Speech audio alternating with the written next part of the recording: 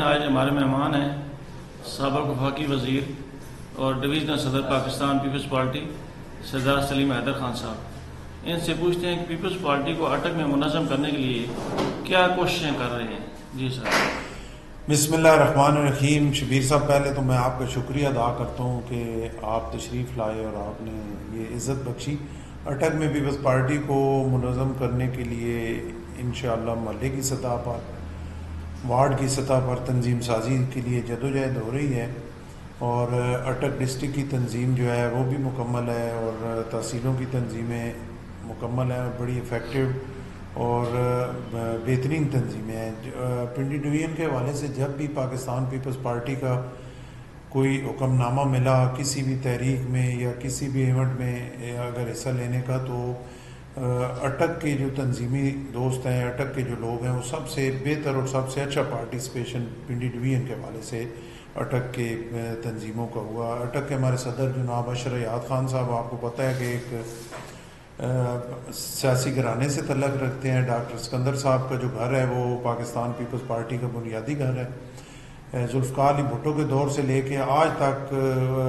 Doctor Sikandar صاحب کا گھرانہ جو ہے پاکستان پیپلز پارٹی کے لیے جدوجہد کر رہا ہے. تو ایک نظریاتی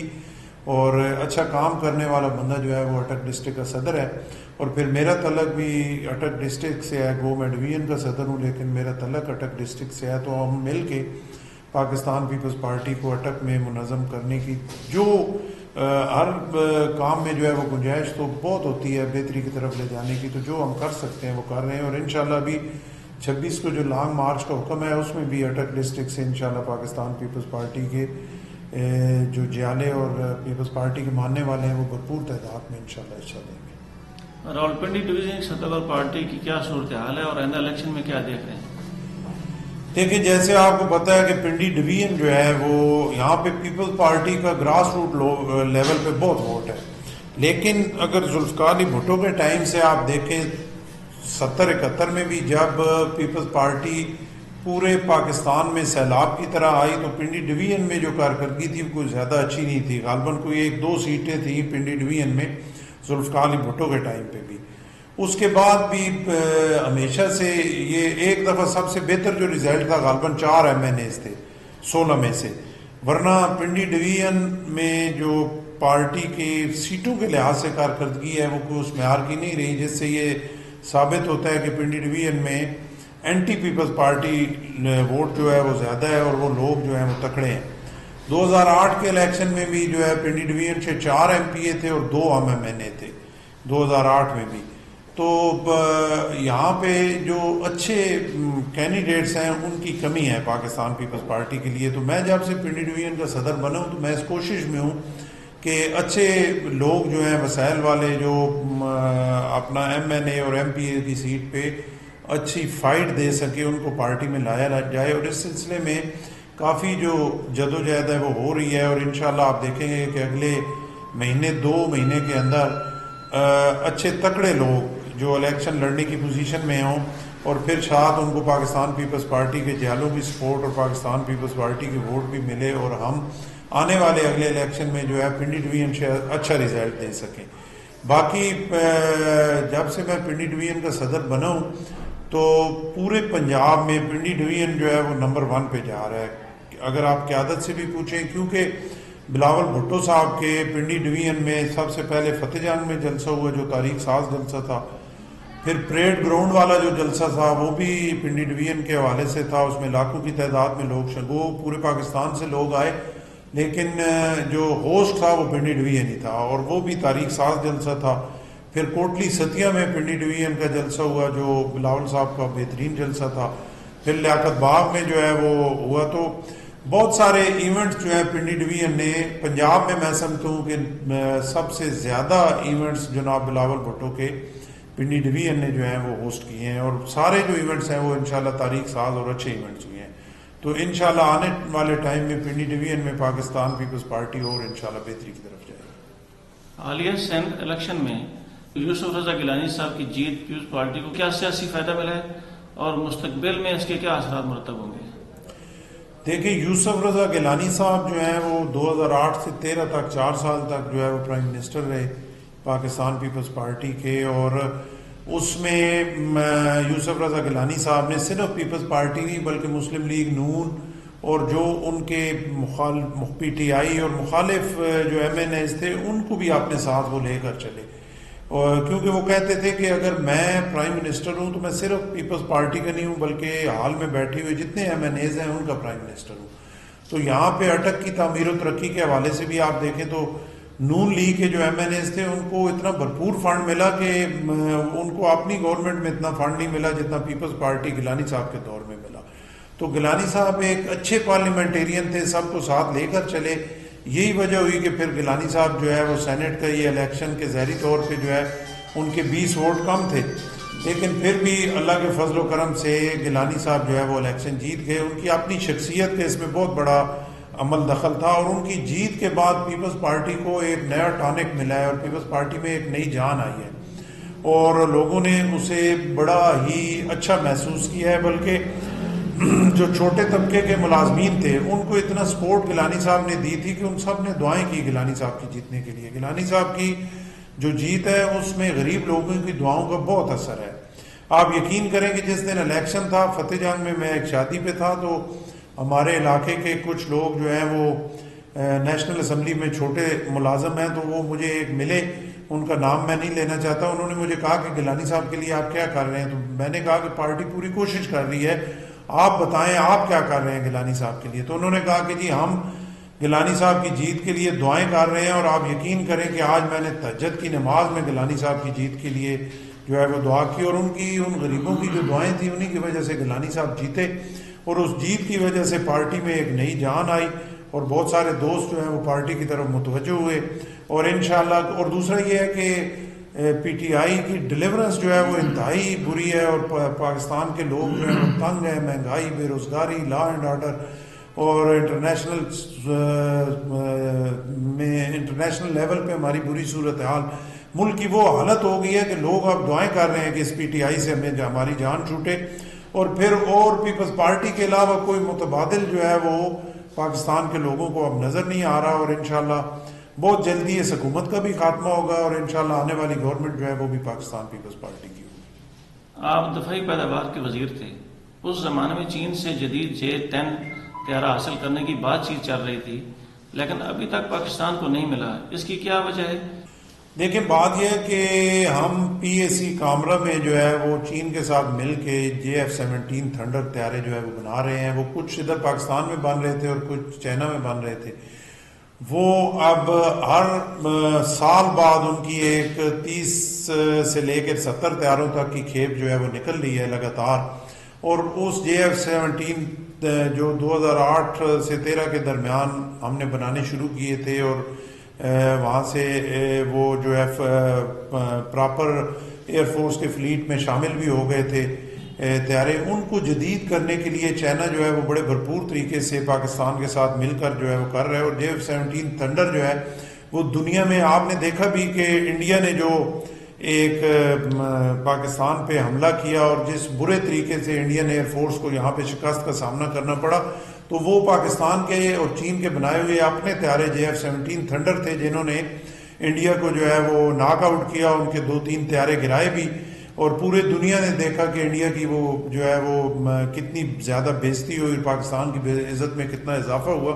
تو وہ سارا جو ہمارا دفاع ہے وہ چائنا کے ساتھ مل کے کر رہا ہے، اور خاص کر ایئر فورس کے حوالے سے جو ہے وہ چائنا اور پاکستان جو ہے وہ مل کے کر رہے ہیں۔ چائنیز انجینئرز جو ہیں وہ پی اے سی میں آ کے جو ہے JF-17 تھنڈر کو جو ہے اپ گریڈ کرنے میں پوری پاکستانی انجینئر کے ساتھ مل کے کوشش کر رہے ہیں، اور JF-17 تھنڈر جو طیارہ ہے وہ دنیا میں اب جو ٹاپ کلاس کے طیارے ہیں اس میں اس کی وہ شامل ہے، اور وہ ساری محنت جو ہے وہ چائنا اور پاکستان کی مل کی ہے۔ اس میں بہت سارے جو اپنا F-16 طیارے تھے امریکہ سے جو ہم نے لیے، اس میں سے بہت ساری چیزیں جو ہے وہ نکال کے ادھر JF-17 کو اپ گریڈ کیا گیا، اور اب JF-17 جو ہے وہ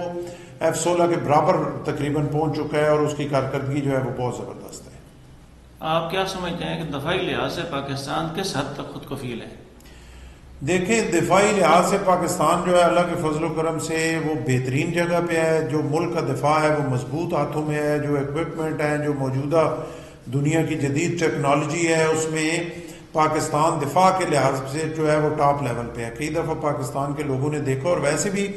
پاکستانی عوام جو ہے اپنا پیٹ کاٹ کے اپنے بجٹ کا زیادہ حصہ اپنے ملک کے دفاع کے لیے دیتے ہیں. تو اگر اس کے بعد بھی جو ہے وہ خدا نخواستہ دفاع میں کوئی کمی رہ جائے تو میرا خیال ہے پھر تو یہ بہت ہی ایک مایوس کن بات ہے. لیکن اللہ کے فضل و کرم سے دفاع میں کوئی کمی نہیں ہے, اور انشاءاللہ دفاع بھی مضبوط ہاتھوں میں ہے. اور جدید ٹیکنالوجی, چاہے وہ میزائل پروگرام ہو, چاہے JF-17 تھنڈر کا پروگرام ہو, چاہے الخالد ٹینک ہو, جو جدید نوعیت کے دنیا میں ٹاپ لیول کے جو ایکوپمنٹ ہیں ان کے مقابلے کا ہے. اور انشاءاللہ پاکستان کا دفاع جو ہے دن بہ دن, دفاعی جو صنعت ہے اس میں کوئی اثر نہیں ہوتا, حکومتیں بدلتی رہے, آتی رہے, جاتی رہے, وہ نظام جو ہے وہ چلتا جاتا ہے. جیسے آپ نے دیکھا کہ ایٹم بم جب ذوالفقار علی بھٹو شہید نے شروع کیا تو چاہے کوئی گورنمنٹ بھی آئی تو وہ ایٹم بم پہ کام کرتی رہی, اور آخر اللہ کے فضل و کرم سے اس کے دھماکے بھی ہو گئے اور دنیا میں ہم 7ویں سپر پاور بھی ہو گئے. تو دفاع کے لحاظ سے جو ہے وہ بہترین سٹیج پہ ہم کھڑے ہیں انشاءاللہ. محترمہ بے نظیر بھٹو کی شہادت سے پیپلز پارٹی کو کیا نقصان پہنچا, اور ان کے بعد اس جماعت کو کس حد تک خود کو سنبھالا ہے؟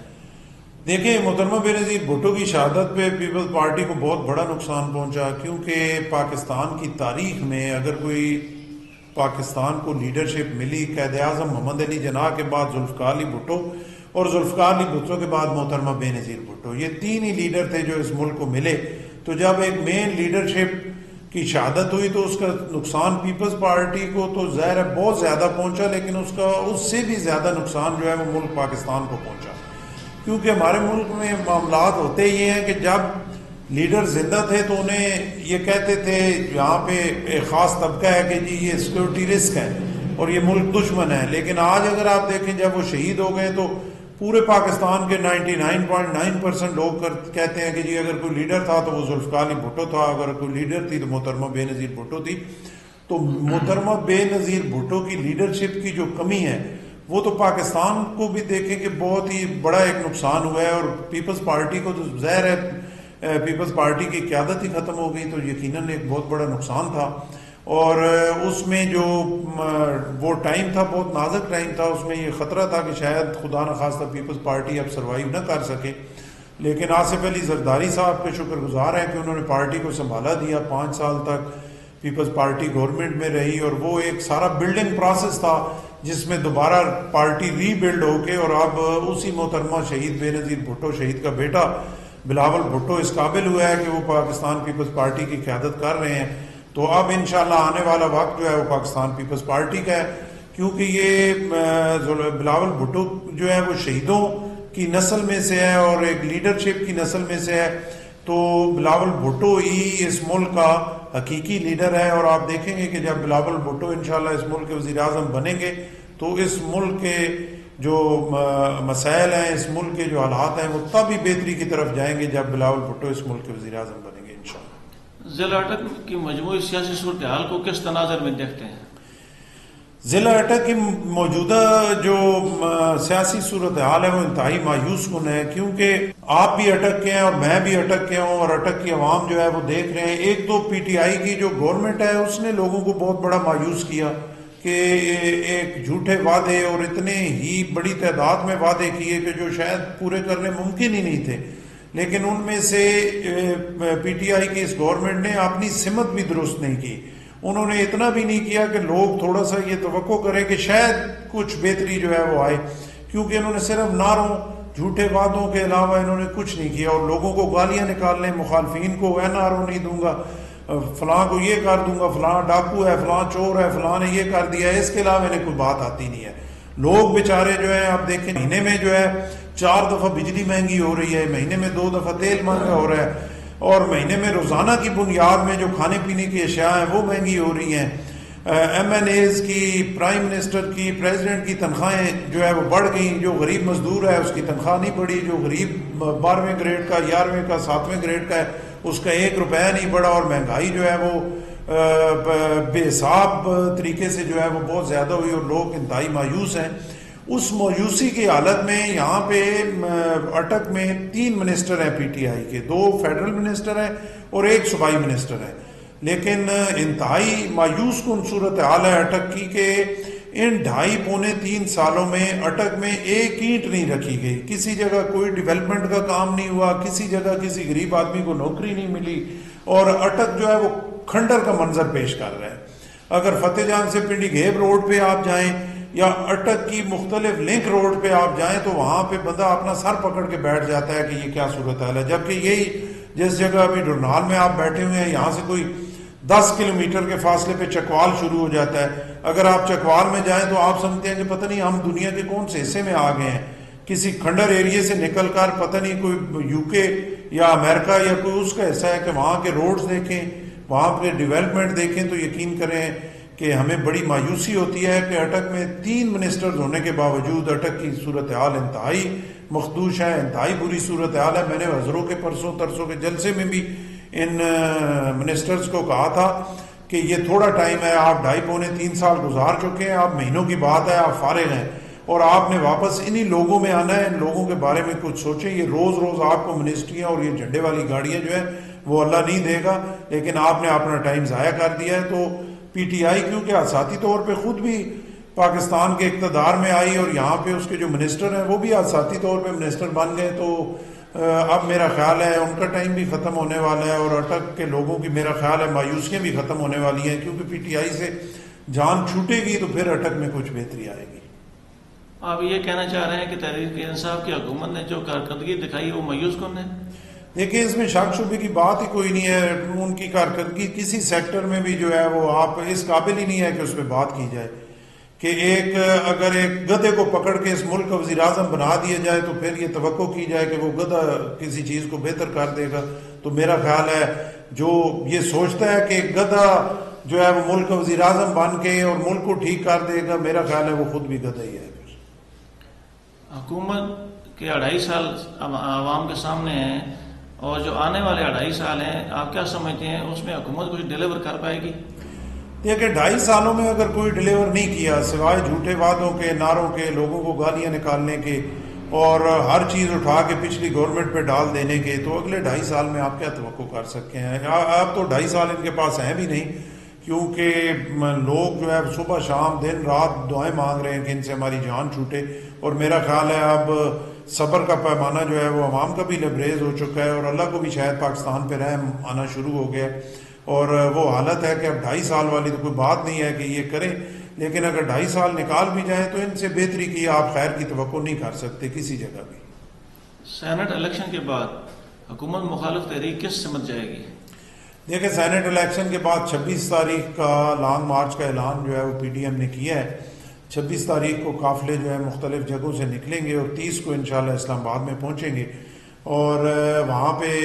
جو ہے وہ دھرنا دیا جائے گا اور اگلا پلان وہاں پہ دیا جائے گا۔ تو میرے خیال کے مطابق یہ سینٹ الیکشن کے بعد جو ہے وہ حکومت اسی لانگ مارچ کے دوران ہی عمران خان کیونکہ پریشر برداشت کرنے والا بندہ نہیں ہے، میرے خیال کے مطابق جو ہے اسی لانگ مارچ کے دوران ہی جو ہے اس حکومت کا خاتمہ ہو جائے گا اور اس ملک کے لوگوں کو ایک نالائق اور نااہل حکومت سے جان چھوٹ جائے گی۔ اپنی وزارت کے دور میں آپ نے بہت زیادہ عوام کی خدمت کی ہے اور بہت زیادہ ترقیاتی کام کرائے ہیں، وہ کیا اسباب ہیں کہ آپ شکست کھا گئے؟ دیکھیں اس میں اسباب یہ ہیں کہ کام جو میں نے کرائے یا کھلی کچہریاں لگائیں یا لوگوں کے ساتھ، تو وہ اس میں ہر چیز میں آپ خود جو ہے اس چیز کے چشمدید گواہ ہیں، آپ نے اپنی آنکھوں سے دیکھا کہ میں نے جو ہے وہ وزارت کے 5 سال میں زیادہ ٹائم جو ہے عوام میں ہی گزارا، تو اور ترقیاتی کاموں کے حوالے سے بھی 55 دیہات کو سوئی گیس فراہم کی، کروڑوں کی تعداد میں جو ہے وہ الیکٹریسٹی کی اسکیمیں دی، سڑکیں دی، لنک روڈ دیے، گلیاں دی، 1000 سے اوپر جو ہے وہ نوکریاں دی، اپنی طرف سے پوری کوشش کی۔ لیکن میں یہ سمجھتا ہوں کہ پارٹی کے حوالے سے ایک جو لوڈ شیڈنگ تھی جس پہ پاکستان پیپلز پارٹی قابو نہ پا سکی، نمبر 1 مسئلہ یہ تھا کہ لوڈ شیڈنگ، کیونکہ ایک تو بجلی کے حوالے سے کوئی منصوبہ ایسا ہے نہیں جو آپ آج شروع کریں اور کل پورا ہو جائے، جو بھی آپ منصوبہ شروع کریں گے اس پہ 3 سال 4 سال 5 سال 7 سال 8 سال لگیں گے جب وہاں سے جو ہے وہ بجلی آنا جو ہے وہ شروع ہوگی۔ تو پیپلز پارٹی نے جو ایک شارٹ فال تھا اس کو دور کرنے کے لیے بہت سارے منصوبے شروع کیے، لیکن ان سے آگے بجلی آنا جو شروع ہوئی وہ بعد کے ٹائم پہ ہوئی، تو لوڈ شیڈنگ پہ پوری طرح قابو جو ہے وہ پیپلز پارٹی نہ پا سکی. اور نمبر 2 ایک خاص ایجنڈے کے تحت میڈیا پہ خاص پراپوگنڈا کیا گیا، کرپشن اس کے حوالے سے پیپلز پارٹی کے خلاف. اور دوسرا آپ دیکھیں کہ 5 سال میں پاکستان کی تاریخ میں یہ کبھی نہیں ہوا کہ chief executive of the country, prime minister جو ہے، اس کو روزانہ کی بنیاد پر سپریم کورٹ، ہائی کورٹ وہاں پہ بلا کے کان پکڑا دیے جاتے، روزانہ کی بنیاد پر سو موٹو ایکشن لیا جاتا. اور اس ملک کی بدقسمتی ہے کہ ایک ایسا نائب چیف جسٹس جو ہے وہ اس ملک پہ اس ٹائم مسلط تھا، جو ذاتی ایک کمینگی جو ہے پیپلز پارٹی کے خلاف رکھتا تھا، اور اس نے جان بوجھ کے جو منصوبہ شروع کیا گیا اس کو سٹے دے دیا، اس پہ پیپلز پارٹی کو بلا لیا اور ان کے خلاف سو موٹو ایکشن لے لیا. ابھی دیکھیں ابھی بھی تو چیف جسٹس ہیں، ابھی بھی عدلیہ ہے. اب میرا خیال ہے ان 3 سال میں ایک سو موٹو ایکشن نہیں ہوا. پچھلے میاں نواز شریف صاحب کے دور میں 1 یا 2 سو موٹو ایکشن ہوئے، جبکہ پیپلز پارٹی کے 5 سال میں آپ دیکھیں تو سینکڑوں کی تعداد میں 100 موٹو ایکشن ہوئے. کہ اگر کسی جگہ جو ہے وہ ٹماٹر کے 10 روپے پڑے تو اس پہ بھی 100 موٹو ایکشن ہوا. سموسے کی قیمت پہ 100 موٹو ایکشن جو ہے وہ سپریم کورٹ نے لیا، جس سے ان کی پیپلز پارٹی کے خلاف جو نفرت تھی اس چیف جسٹس کی وہ ظاہر ہوتی تھی. تو ایک خاص ایجنڈے کے تحت 5 سال پیپلز پارٹی کو کام نہیں کرنے دیا گیا، ان کو پوری طرح انگیج رکھا گیا اور بہت سارے معاملات پہ انہیں خراب کیا گیا، جس کی وجہ سے عوام میں ایک خاص کے ماحول بنا دیا گیا کہ خدا نخواستہ پیپلز پارٹی جو ہے وہ ڈلیور نہیں کر سکی. اور یہی وجہ تھی کہ جس میں بھی آ رہا ہوں، پورے پنجاب سے پاکستان پیپلز پارٹی کا صفایا ہوا. اس میں ٹوٹل کوئی 3 یا 4 MNAs بنے. لیکن اب لوگوں نے جب PTI کی حالت دیکھی ہے نون کے پچھلے 5 سال، تو لوگ اب اس نتیجے پہ پہنچ گئے ہیں کہ پیپلز پارٹی کے خلاف ایک خاص ایجنڈے کے تحت، ایک خاص پروپیگنڈے کے تحت پیپلز پارٹی کے خلاف وہ کام ہوا اور پیپلز پارٹی کو فیل کرنے کی کوشش کی گئی. اور یہی وجہ تھی کہ جب میرے سمیت سابق 2 پرائم منسٹر جو پیپلز پارٹی کے ہیں وہ بھی آ رہے ہیں. کیا وہ سبب ہے کہ محترمہ بے نظیر بھٹو کے قاتل ابھی تک منظر عام پہ نہیں آ سکے؟ دیکھیں سبب یہ ہے کہ محترمہ بے نظیر بھٹو کے قاتل جو ہے وہ اس ٹائم بالکل سامنے آئے، ان کو پکڑا بھی گیا، وہ جیلوں میں بھی رہے، اور پوری جو سازش ہے اس کے خلاف جو انویسٹیگیشن ہوئی اس میں یہی چیز سامنے آئی کہ تحریک طالبان جو ہے وہی محترمہ بے نظیر بھٹو شہید کی جو ہے وہ قاتل تھی. وہاں پہ سازش ہوئی اور وہ جو اپنا مارنے والے تھے وہ پکڑے بھی گئے. ہاں یہ ضرور ہے کہ جو میں ذاتی طور پہ بھی پیپلز پارٹی کا ایک ورکر جالا اور محترمہ بے نظیر بھٹو کا ماننے والا ہونے کی حیثیت سے یہ سمجھتا ہوں